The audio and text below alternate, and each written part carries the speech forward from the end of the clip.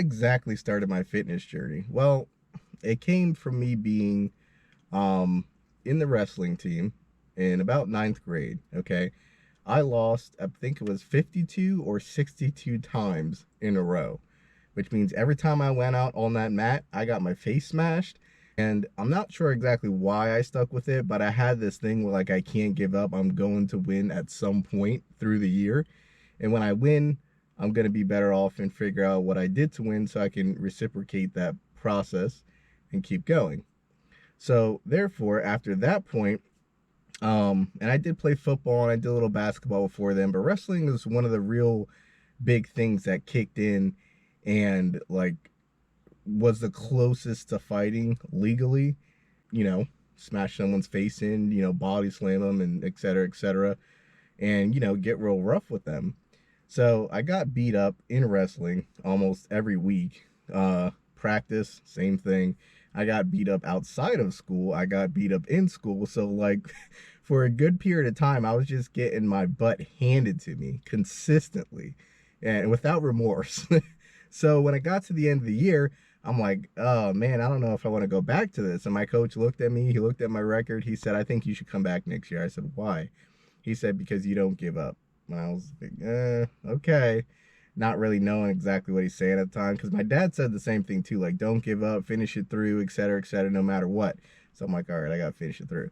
And then by the next year, I had a couple wins. And then by the third year, I was on varsity and started making my way up in the rankings, and I went against all the guys in like states and nationals and stuff, and they were just tearing me up. Like, I'm like, man, this is like all over again, except I had more wins. And I fought for my spot for the varsity. And then I became team captain in 12th grade, right? Now I was the leader and making sure we do what we got to do and stuff like that. So I progressed in the amount of years, still getting my ass handed to me inside of school, outside of school, and on the mat, and then dishing it back.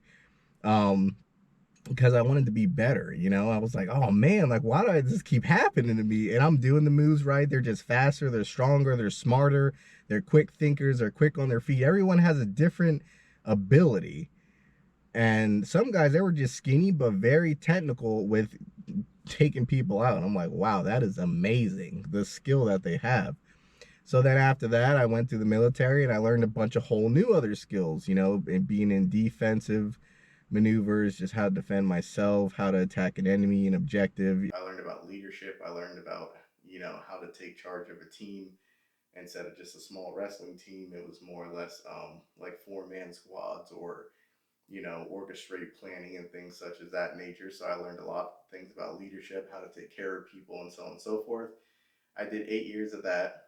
I also did an overseas deployment to Africa, doing maritime operations for U.S. assets or very important people, to protect them through them moving through those areas. So that was also pretty neat.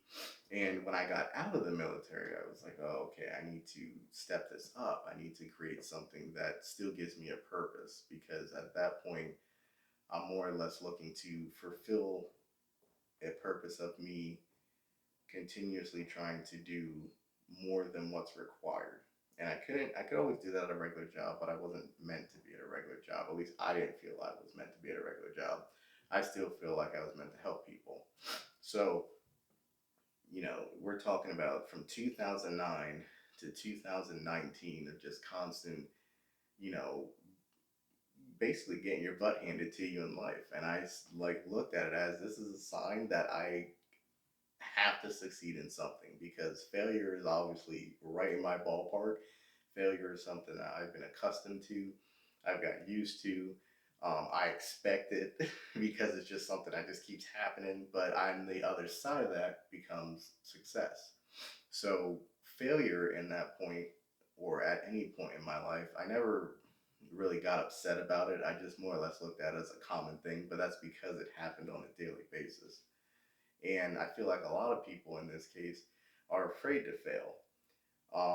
And I think that's also due by experience, because obviously I had the experience to know that every time I got my face beat down, I got to get back up and try again, or this is just going to be a continuous thing for me. And I'm in the mindset at that point that I want to dish this back to you. So the only way to do that is to get better at my craft, get better at what I was doing, run faster, go harder in the gym, and then outsmart the enemy at that point or the opponent in the ring. So if you look at things in that perspective and you look at a failure point in your life and you say, okay, I failed this time, what did you do about it? Then you failed this time, what did you do about it? Each time you fail, you should be learning something that you can then take with you back to the drawing board, put it up on this big whiteboard, all your failure points, what you did, what was the result of those, and how you could have made it better. Therefore, when you take that program and then you implement it into other parts of your life, that is when you start to succeed and you start to see things actually develop and you earn things in regard to the fruits of your labor. I did start my business with our second COVID check. It was kind of like a sink or swim, and I'm like, this is probably one of the most challenging times to start a business, and it might not be ideal, but it also might play out for me. So let's rock with it, let's see. And over time, as I learned new things and gained new perspectives and did it all by myself, my own website, my own product research, my own, looking into manufacturing and talking with people. And I'm just a dude from Reading, Pennsylvania, which you will, end up in jail or die before you even probably reach like your low 20s, like somewhere in that area. If you get to 30s and 40s, it's probably because you've been to jail for a good portion of your life. You came out and you learned that, hey, maybe I should take a different route now. So then fitness became more apparent to me as I went through my military career, as I started learning about how much of a benefit it is to your mental health and your emotional strength and getting through adversity. It saved my life from a lot of different situations. So it's just something that had stuck with me. And along the way, I've helped other people. It actually worked out that, this is the way that it's meant to be. So I'm a modern day warrior. I love fitness. I love helping people out. I love trying to preserve life and save life. And then on top of that, I love seeing people be the best version of themselves. What started your fitness journey? Send me an email or drop it in the comment box below. I'd like to hear about it.